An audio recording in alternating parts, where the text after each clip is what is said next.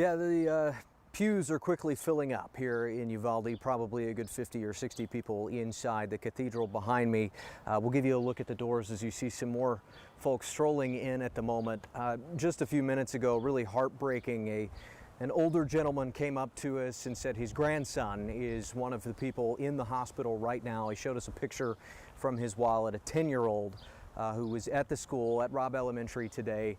I asked him what he's here to do, and he said pray hard.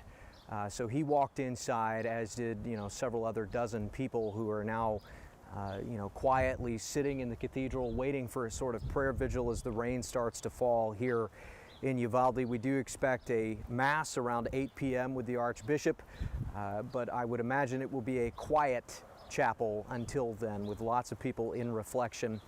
I mentioned we went in a few moments ago just to sort of get a sense of the atmosphere. Very quiet. Lots of people with their hands folded up against the pews, kneeling, praying. Lots of people just sitting there.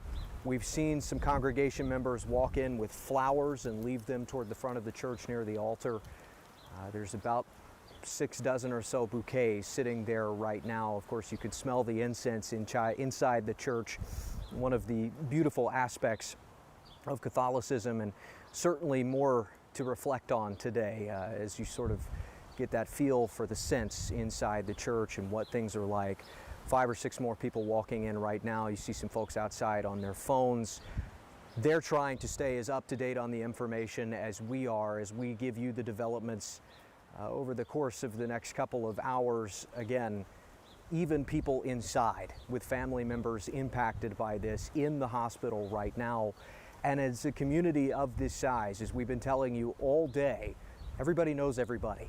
And so if they're not personally impacted with a family member in the hospital, their neighbors or co-workers or people that they go to church with, they are impacted. And so it adds some extra weight to the prayers leaving this chapel tonight, and certainly silent reflection at the moment. You can see a couple of people congregated near the doors.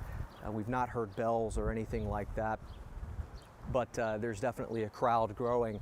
I'm seeing a couple of other people on the other side of the chapel right now that we can't show you at the moment because of our vantage point, but they're hugging each other, embracing tightly.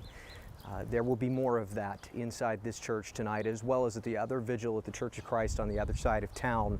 Lots of prayers going up tonight for obvious reasons, as many of these families and friends and parents and students reflect on this situation and this tragedy here in Uvalde, trying to make sense of it. And one obvious place to turn in this time is religion, and you can see many of those people doing just that right now, walking into the Sacred Heart Roman Catholic Church here in Uvalde. Again, we expect the Archbishop will deliver a Mass around 8 p.m. The prayer vigil is set to start really any minute now. It's still quiet inside, and it will probably remain that way even once the service begins. You're going to see a big family walking in right now, one woman carrying a box of tissues. That just speaks to the reality of this situation, and you heard the Archbishop talking a little bit about that earlier. He mentioned remembering each of these victims as a person, not just a number, but a member of this community. And there's no better symbol than that for all of the tragedy and the sadness right now than carrying a box of tissues into the church as you're about to pray for those victims, pray for your family members, pray for your loved ones. And I cannot imagine what the message will be tonight, or even preparing that message, but I know that the Archbishop did a pretty unbelievable job of describing the atmosphere and then finding some hope to hold on to in this sort of situation, as he spoke to Deborah and Sharon a little while ago here on KENS 5. But you can expect he will do everything he can to comfort those members in the audience, and again, remember those victims as people, not just as numbers. And that's something we're going to have to keep in mind over the coming days as this coverage evolves. And obviously that's something that starts tonight. We understand that there's a press conference coming here shortly. We're going to throw it back to the desk at the moment as we sort of wait on leaders to give us an update about what's happening. Guys? That's right.